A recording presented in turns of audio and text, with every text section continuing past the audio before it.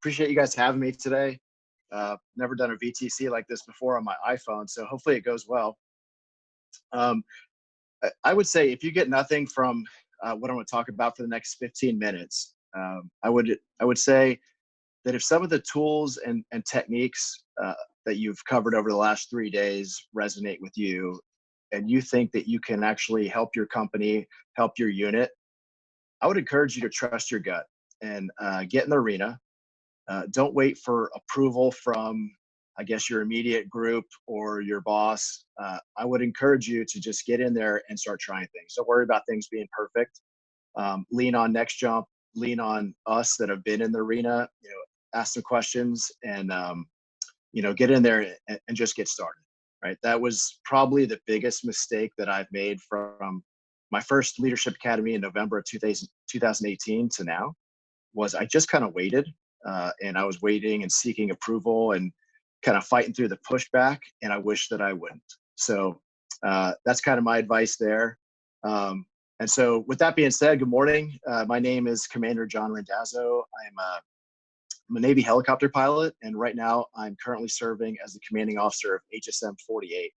So that is a helicopter squadron based out of Mayport, Florida. So for those of you not in the Navy or the military, a helicopter squadron is about 270 folks. So that's 40 pilots, 20 air crewmen, and the rest are maintainers and support personnel. Our mission, and I have 12 helicopters. So our mission is to send combat-ready aircraft and air crew all around the world, supporting cruisers, destroyers, and aircraft carriers. Typically, we deploy in 2 helicopter groups with 30 people, so it's a very disaggregated system. And our primary mission areas are anti-submarine, anti-surface, and electronic warfare. So all that being said, my product is readiness, right? So if you're looking at it from the corporate side, what I produce is mission readiness. So that's my job. And O5 commands are great in the Navy because I'm responsible for all of it. I'm responsible for the training of the air crew, the maintenance of the aircraft, training maintainers. They work their way up a system. I'm responsible for making sure logistics get to the deployed assets at sea, everything. So like all of you guys, I'm in a resource constrained environment. So I don't have enough money for TAD funds. I don't have enough ordnance. I definitely don't have enough manning or flight hours or really any of it. Best case scenario, I'm funded at 80% of what I should be funded at. And even though there's a lot of money coming into the military, that's kind of the reality of my situation. So the reason some of the Next Jump techniques have resonated with me is because there are things that I can't affect, right? I can affect and influence the climate and the culture of my command, the way we communicate, and the effectiveness and the efficiency of which we use our resources. And really, that's what this is about, right? When you can't change some of those other variables, focus on what you can change. So that's what kind of resonated with me. And like Greg said, I came to the Leadership Academy in the first time. It was a random forward of a forward email type situation in the Navy. He said, hey, go to this Leadership Academy, 3 days in Boston or New York. I'm in, let's do it. So I went there, just like you guys are experiencing right now, most likely. Kind of blew me away what the possibilities were about improving communication and feedback and transparency within a unit. So I brought it back to my command. I was the executive officer at the time and wasn't able to really do much with it. It took all the way to October of 2019. So at that point, I was the commanding officer and I had lobbied for money, and I brought 4 other folks with me back to Next Jump because I felt like I needed other people's buy-in. So I brought a lieutenant commander, a CWO4, a lieutenant pilot, and a chief, an ADC, so a mechanic that works on aircraft engines, right? And he's as a chief, he's a leader. He's a khaki leader within my unit. So we brought them up, and they had the same experience I had, and we made a commitment to, hey, we are going to do some of these things in our squadron. So came back, and again, I was faced with extreme pushback from even within my own triad. So triad, is in the Navy, that's our leadership team. So you have a commanding officer, an executive officer, and you have a command master chief. So an E9, and so we work together to lead the squadron, and they advise me and work for me. So even within my triad, there was a lot of pushback because this was very hard. It's very hard to explain what you're going through right now and the benefits it could have to your unit. So, I kind of just pushed through that, and I said, we're going to make this happen. And the only white space in our calendar was 2 days before Thanksgiving. So November 22nd was what we identified for the Leadership Academy. And so anyone in the Navy is like, oh my gosh, that's terrible timing. So, but we pushed through, we made it happen anyway. And I was able to have the support from Next Jump. So I think 9 people came out from Next Jump to help us run it. And I think this first slide you see are expectations. So I'll kind of go through kind of leading up to the CLA, what the expectations were, and then I'll take you through my agenda and then what we've been experiencing afterwards. So let's see, on the expectation side, for me, I was hoping that if we did what we said we were going to do, we would get a breakthrough and other people would feel what I was sensing and feeling when I was up at Next Jump the 2 times, right? And I really felt it would work once we got everyone in their read and we went through some of these things. My close circle, they were super skeptical, right? They're basically just supporting me because I was a commanding officer and they knew that I was passionate about it. And they're like, yep, we will make this happen. I have 270 folks. So I handpicked key influencers. So the focus was kind of the 04 down to the E7 level. And I picked people that I thought were had major jobs in the squadron and were just natural leaders that people listen to. So, we went through my CMC and I and the XO, we went through everybody in the squadron and we handpicked about 30 individuals that we think could really understand the material we were putting out and then make a difference within the squadron. So those attendees, and I think that's what you see on the screen right now are some quotes. They didn't know what to think. Some people were very, very skeptical. Some were open-minded. I think some people just came for the free breakfast and I told them to be there. So if you want to go to the next slide, I believe is the agenda that we put together.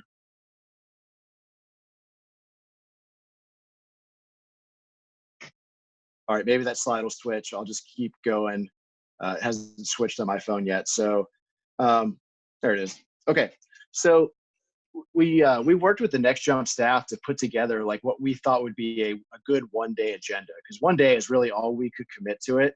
So the key things that we picked out was an intro by me, kind of explaining why I thought this was important to our command and what we could get out of it. And then also the 100 Years Change type lecture from Charlie and Megan. I thought that was very impactful because that is a good scene setter, how it's not just the things that we're talking about, they can't just affect the Navy. It's just really any group that's it's impactful to focus on communication and being transparent and getting feedback and what do you do with the feedback. I think it's a very impactful brief. And so we did that one. And then one of the major things we did that I wasn't expecting to have such a good impact was the gallery walk. So in the morning, we had sheets of paper for everybody. And just like, I'm assuming you guys did the gallery walk on day one, where you have some kind of hard-hitting questions. I think our questions were, what's your guilty pleasure? Why are you staying in the Navy? What's one thing that you would change? And so we had everybody write it up on a big Post-it sized piece of paper and post it all around the room that we were in. And then we had everybody kind of read it and go through it. And it was pretty cool because it got everybody engaged right from the beginning, kind of set the tone that this was a collaborative event and not just a death by PowerPoint type situation. Some of the other big portions that we did were some what's working, what's not working exercises. So we kind of did it as a group. And our primary next jump advisors, being Beth and Elizabeth, uh, ran this for us and did a great job. And they were able to kind of pull information out. And so it did a couple things. It showed us all how to run it and the value of it. So we did that exercise. Then we broke into groups. So have you guys done the what's working, what's not yet? We did not do it here, John, for this academy. I think there's a workshop coming up that'll run through some of those. Okay. Well, essentially, that's probably one of my favorite things that we've taken out of this. It's pretty simple. You have giant Post-it notes, Post-it boards on the wall, and you go through, hey, this works, this doesn't work. And you really extract the information. You make it almost uncomfortable towards the end. You're like, hey, let's get 25 things that don't work in the squadron or in this unit. And you're really getting the voice from everybody. And then once you're done with that, from the what's working, what's not working, you give everyone stickers. So you get those nice clusters of what's important to the group, kind of like the app. And then, so what we had our guys do is we picked the top 3 things, and then we broke everyone into groups, and we had them work as a group to have some ideas on how to solve these problems. And then we had them give presentations. And that was great, because that was just a tool now that we're using in a lot of different ways here at the squadron. It showed them cradle to grave how to use that technique and come up with solutions to an issue.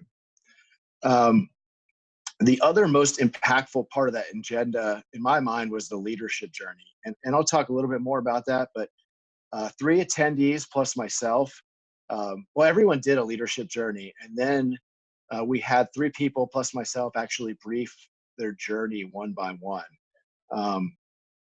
The first time you do it, you kind of write down your journey. And in a military person's career, you could really just sit there and go tour by tour. I did this, I had this job, this was good, this was bad.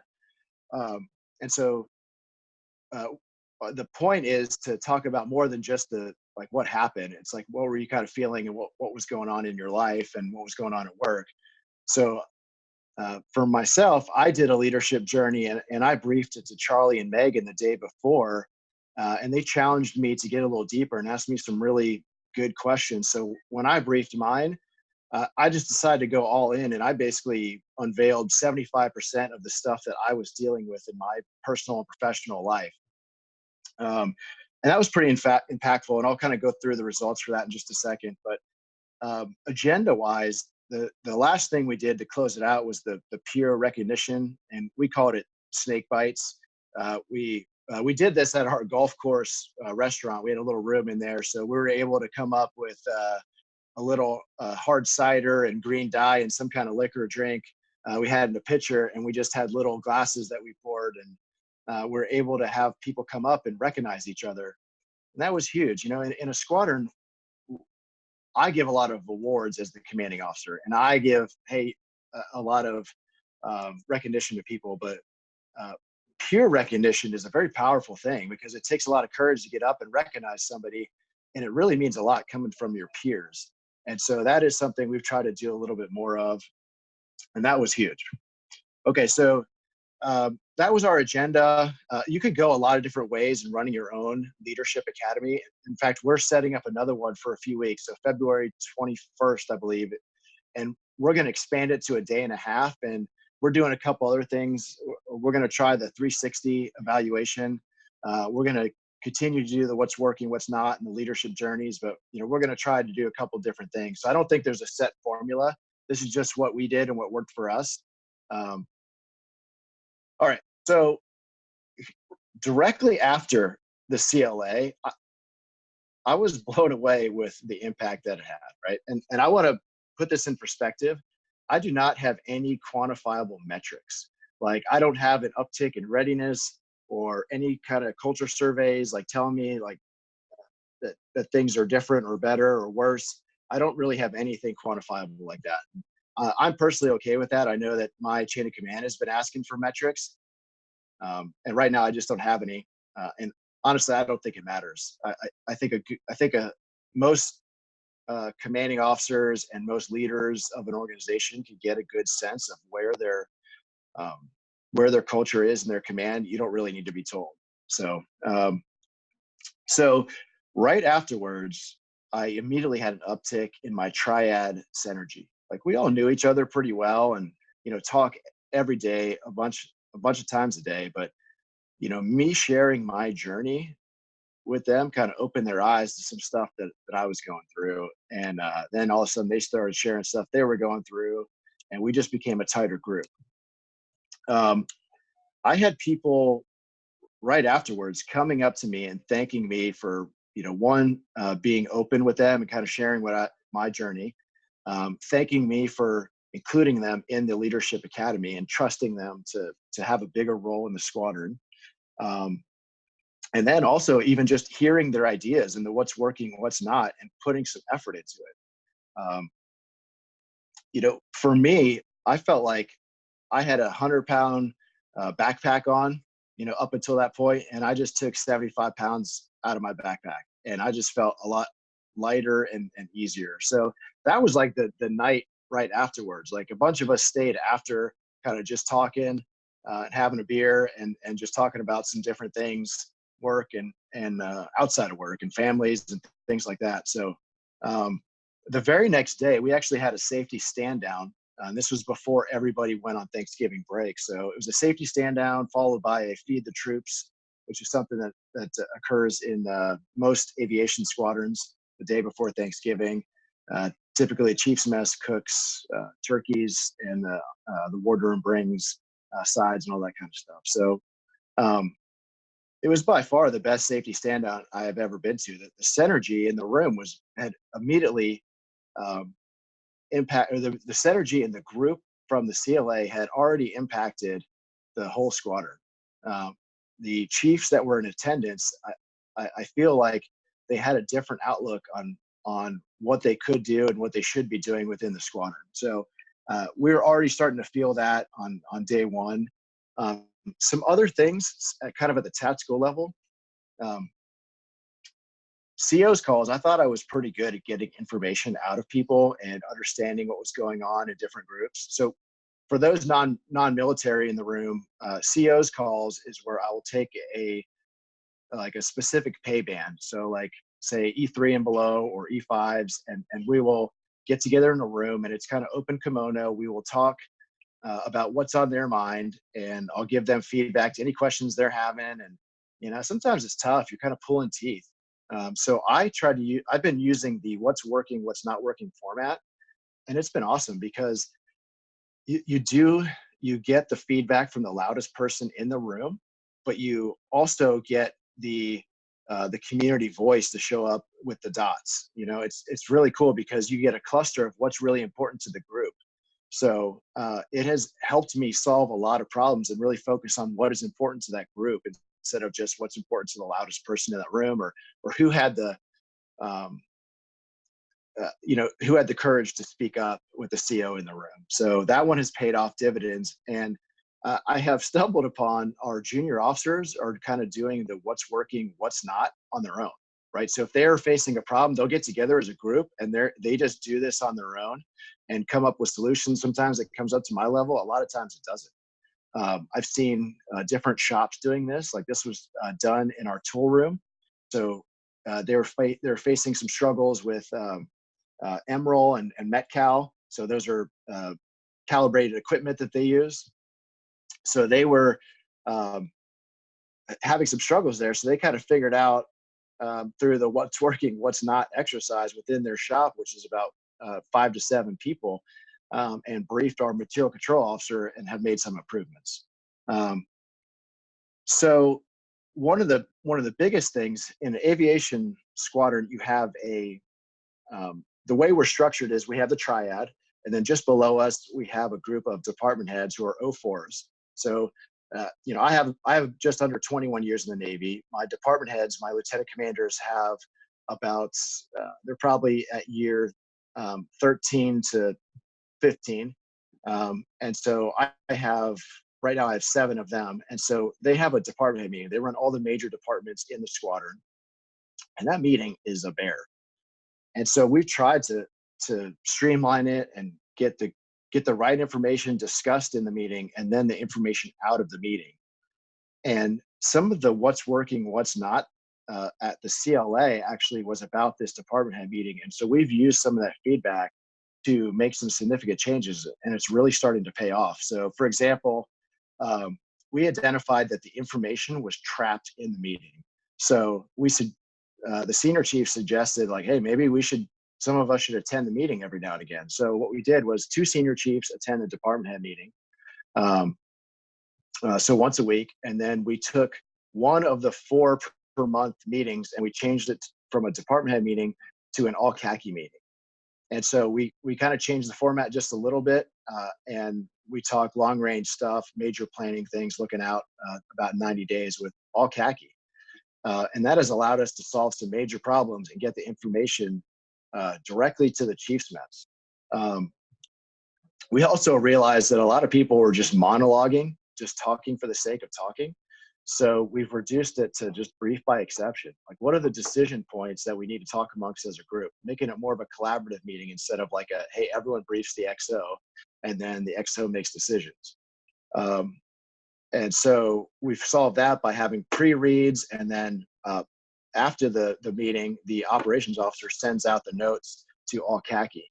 So if people are flying late or on night check or something like that, you can reference those notes and get any taskers or any information that you need to act on, right there in your email. So that has been a huge uptick for us. We've only been doing that for the last month, but already we've seen a huge uptick in synergy and actually focusing on what matters instead of people monologuing. And this is going to be great for us because, like I said, we're a disaggregated unit. Right now I have 4 detachments out. So that's 4 department heads that are out at sea. Each of them have 2 helicopters, and they still need to be part of the squadron.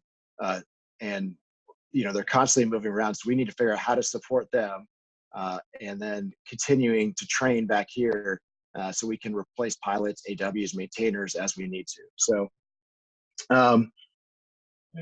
an overall coaching mentality has been another big byproduct. So you talk a lot about coaching. I believe this is a 201 academy, so there's a huge focus on coaching. So we've taken that, and we've in the Navy you have a fit rep system. So you have a periodic once a year, and then you have a midterm counselor. Well, it's not really been effective throughout my career. So what we've tried to do is change that, and we put a lot of emphasis on using the methods that we do have, and instead of just giving an evaluation of your performance, we've used any of these tools to help mentor and say, all right, well, you're bad at this. Why don't you try a couple of these techniques? And it's been pretty effective. And that is not only happening at the officer level. We're seeing the chief's mess do a lot more mentoring to the first class, right? Like if you're familiar with a chief's mess, they're already doing a lot of the stuff that is done at Next Jump. They have different terminology and different ways of doing it, but they are a self-correcting, unified group that does a really good job of getting the job done. What they've kind of been traditionally poor at in my squadron, in my experience at least, is getting that cohesiveness down 1 or 2 levels to the E6 and to the E5s, right? It's kind of like once you make chief, you're in the club, which is true. But a lot of the things that they do, if they gave that to the first class association, well, they could be that good as well. So that mentality has started to migrate to everybody. This is a general problem-solving mentality. But it seems like when we're able to get, all right, these are our problems, and here's what we can do to kind of work towards them, that mentality is going through the whole squadron now, where people are getting in the habit of identifying issues, communicating them at the right level, and just attacking them. So, right now, we're 85% manned, and it doesn't really feel that way. People understand that's where we're at. So what do? We try to make more qualifications a little bit faster, and we think of ways to do that. So let's see. Also, since then, we have combined our what we call this, everything that we're doing here, I named a DDO officer, so a deliberately developmental officer. And so we've combined that role with the command resiliency team role. And so it's a joint department head and chief or senior chief billet that we put on our collateral list. And so that has become its own kind of department and program within our squadron. So I'll talk about the feedback app.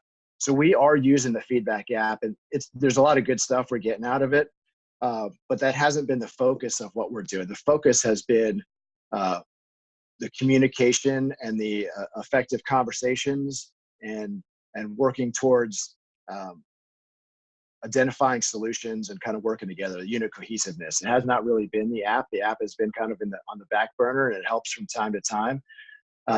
With the key being, like, we want more verbal communication, and the app was kind of created to give a voice to people who don't feel they have a voice. But ideally, we want everyone to feel like they have a voice. They could just come up and talk to you. So I haven't had one piece of feedback in my CO suggestion box in about 2 months now, but I am getting stuff in the app. But more importantly, I'm getting people just coming up and talking to me. And the chiefs and division officers are getting their people talking to them a lot more. You know, it's completely anecdotal. I don't have a good metric to show you on this one, but what we're all kind of feeling is that people are generally just talking more about what's going on with them and the problems they're facing, and allowing us to actually help and fix the problem, remove those barriers. So, so that are, big picture, that is what we've seen. So, all right. So what's next? Like I told you that we are having another CLA. So we've chosen to take this CLA and kind of move it down one level. So the focus is going to be E6s through O3s. And so there's going to be some plus and minus. We're going to have some chiefs in there, but we're going to focus directly into that category. Like I said, I have a DDO officer. Unfortunately, I actually just sent him to sea yesterday for about 3 weeks. So we identified as the rest of the CRT to kind of pick up the slack. So we need to see how that works. We have a lot of great ideas that we want to build into our battle rhythm, and we're trying really hard to just do the 2% change. So one of the challenges is kind of picking and choosing what we do. And so one of the biggest things we identified was a junior sailor association. So really your E5s and E4s, getting some leaders within that group to have more of a voice. So that's one of our next big things that we're working on. And then more peer recognition. So like I said, the Chiefs Mess already does this. They have their Chiefs meeting every Thursday at 12, and they do a great job of recognizing each other within that group. I think at our AOMs, we don't do that great a job. So our all officer meetings. So we are going to start doing more of that. And then we're working at figuring out exactly, how to do that at the lower levels. We have groups of, we have different qualifications. So we call them CDIs and CDQARs. They're essentially our quality assurance representatives. And it means that not only can you do the work, but you can inspect other people's work. So getting those groups together to recognize outstanding leadership and good things within their group is the next big thing for us. So, so that's kind of all I have for the group. That's our experience with the leadership academies and what we've done. I've been talking for about 20 straight minutes. Does anyone have any questions for me?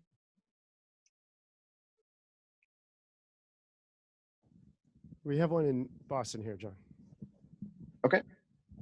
Thanks. Hi, John. It's Annie. Good to see you.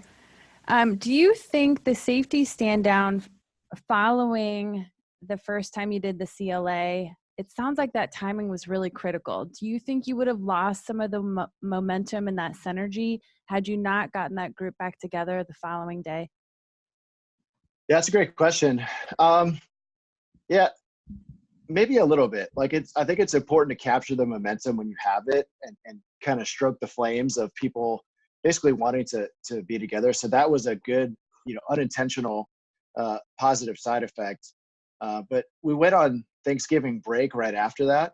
So everyone was gone for 96 hours. And then we had a bunch of deployments coming or underways right after that. So, people are kind of in and out, and I still feel the synergy, right now. So I don't know if that's a necessary thing, but it definitely was convenient. Hey, Annie, since you spoke up, I was going to call you out. Congratulations on getting selected for command of HT8. I would say this is so good that you're here, because not only can you take some of these things and shape your instructor cadre, like you can help shape the future of helicopter aviation. And if you bake any of this stuff into those guys going through the pipeline, once they get to their operational tour, it's going to make my job so much easier. So, hopefully some of this is resonating with you. We have Questions, New York? John, hi. My name's Craig Wood. I'm in the Royal Navy. So, and I face many similar challenges to those which you've mapped out there. I suppose one observation and then one question. The first observation, and like you, I've picked up so much over these few days that I want to take back and to use with my team as we go through a transformational journey. The observation, I suppose, is that opportunity that you found in the diary, and particularly with your disaggregated unit, struck me as it provided that catalyst that almost the sort of port visit would do if you were in a shipborne context. It was that opportunity to bring the team together, set work to side for one day, and that really, and then you had a framework here, using some of these methods. So please correct me if that's wrong. But then the question, I suppose, is, and you were very honest there in terms of your leadership journey and how honest you were with your team, which juxtaposed across a military hierarchical structure. You're the CO. How did the team react to that? Because my gut feeling is they probably really welcomed it, and you were more empowered as the CO, but it must have been quite a sort of vulnerable thing to do. Over. Yeah. So by far, that was probably the scariest thing I had ever done in my career. I would much rather, if you came and tapped me for a mission lead flight right now in the Straits of Hormuz, I'm all on that. This one is, it was pretty tough. And actually, I had kind of fought it for a while. I believe Bean, my next jump advisors, are probably in Boston, and they'll tell you, they encouraged me to do this a long time ago. They encouraged me to do this in August of 19. And I was like, I don't think it's a good idea. And so I didn't know what I would get out of it. And so I got a bunch. So when I first went through and developed my leadership journey, like, it allowed me to think of what I was going through and talk about it. And so I went through it the first time and I briefed it to my wife, and we went through, and it brought up a lot of stuff. And so that was great. And then I briefed it to Charlie and Megan, and they asked some really good questions. And I mean, it became like an actual just journey for me. And I thought of some things I hadn't really thought of for years, and, saw some things I hadn't really thought of, and realized I had to deal with some things that I hadn't dealt with ever. So on the personal side, like, even if I didn't give it to anybody else, just going through that mechanism was awesome. Okay. And then, so I give it to 30 people in my squadron that, I know, but I don't know that well. And the way people kind of treat me now, it's tough to explain, but they look at me like we're the same, right? They see me leaving it out here on the field every day at work, and they realize that I have a bunch of stuff going on at home just like them, right? So the three other journeys that were briefed were very similar, where, lots of family stuff, lots of moving, and, we instantly, the people in that room became comrades for life, even more so than just being in the squadron wearing the same patch. Like, now they look at me like, oh man, this guy's going through the same stuff. When he's asking me to do something, like, he's doing it himself, right? He's not afraid to ask for help, so why should I, right? I have all this stuff going on, so does he. And I had people coming up to me for weeks after that, thanking me for sharing my journey and being vulnerable. And I think it allows them to kind of be vulnerable. And I'm hoping that the end effect is that people realize it's okay to not be perfect, and then ask for help. And then, in the military, there's lots of ways to get help depending on what you're going through. It's just, the hard part is asking for it and following through. So, hopefully that's what they're getting out of it. Does that answer your question? Superb, thank you.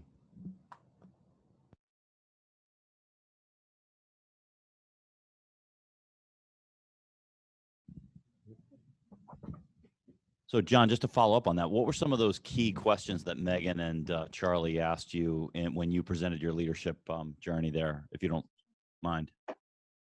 Yeah, I mean, yeah, they're pretty good at just kind of asking like, hey, so one of the things I talked about was moving, right? So I've been married for 17 years, and we've moved like 7 times, and it's been crazy. And I kind of described like what happens when we move, and they asked a simple question like, all right, well, is that you feeling that way, or is that your wife, or is that the family? You know, just and I think it's just an outside perspective, just asking like a question. You know, I'm telling them it from my own perspective, and they have a totally different perspective. And they just ask a couple questions. So, you know, I think if you had talking partners, right, and so you have a leadership journey, and then you kind of go through it and you brief it to your talking partner, I think any talking partner will kind of ask back the same questions.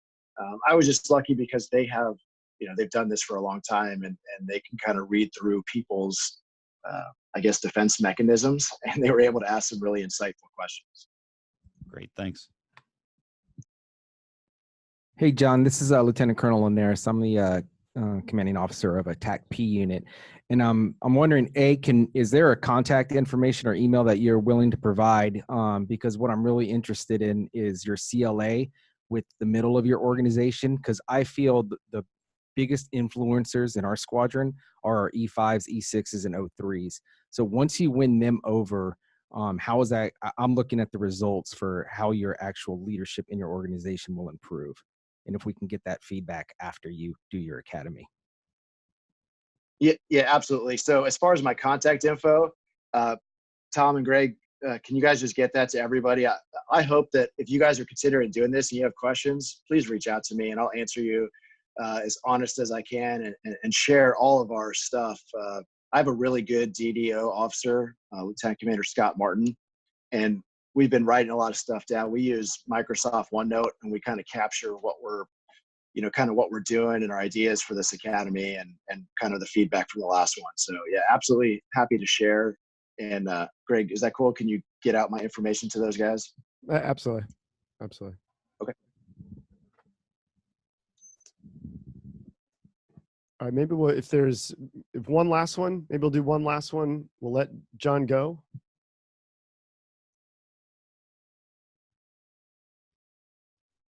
We have one in New York. Okay. Thanks so much, Commander. Just a quick question. How do you plan to sustain this? One of our challenges is rotating military staff and commanding officers, and your successor might not have the same passion you have or trust this process. So how will you sustain this past your tenure? Yeah, so in aviation, we fleet up. So my XO now will be the CO when I give it up in June. And so I think I have won him over with everything that we've kind of gone through. Like once we did the CLA and like we see the direct results, like he's all in on this too now. So that is one way, and we're baking it into our routines. And I will tell you, initially when we started this, I focused on the app. If you focus more on what you want to get out of it, the communication and the development of transparency within the command, once you do that and people understand what's going on and like it, it's probably harder to erase it than it is to stick with it. I think the challenge is kind of, you know, building in these different feedback mechanisms and different layers of the command. So, you know, the Junior Sailor Association, that will probably live for a long time, and some of the department head level meetings, some of that stuff's going to live for a long time. So, you know, you'll have to check back with us in about a year to see if it's still going, but I think that a lot of this stuff will continue. I think Charlie said it, like sailors define sailors. Like people are liking this, what we're doing, and so it's just going to stick. So I got an email here. I don't think I'm going to read it, but maybe I'll send out some parts of it. But essentially, I have I have an AT2, so somebody who works on the technical components of one of our aircraft. He had kind of gotten caught up in some things, and I ended up pulling his qualifications from him, and then he had to basically work his way up. And so we gave him one qualification back, and now he's kind of up for the next level. So we asked him, like, hey, do you want to be a CDI? And he wrote back a one-page letter talking about how he has totally changed his view on life, as he used to think of himself as a component in our system. And he has changed his outlook to, he's not a component, he's a sailor, and he needs to focus on developing himself mentally, physically, and also all the technical skills that he has. And, you know, he wants the qual, but whether he gets the qualification or not, it's not going to define his ability to help his unit and define his upward mobility as a sailor. It's probably one of the most impactful emails I've ever read. And this was completely unsolicited. So I think that this stuff is our ideas are starting to translate through the entire command at the lowest levels already. So I think once it's there, it's going to be hard to erase. Awesome. Well, thank you, John, for your time. I know you give up, and I know we're running late, and you pause it. So thank you very much, John. Yeah, no problem.